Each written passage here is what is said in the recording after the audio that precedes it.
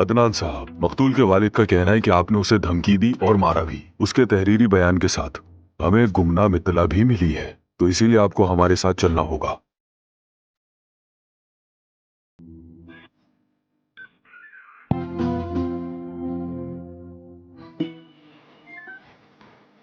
Sir, मुझे अदनान साहब की गाड़ी के डैशबोर्ड से ये पिस्टल मिली है।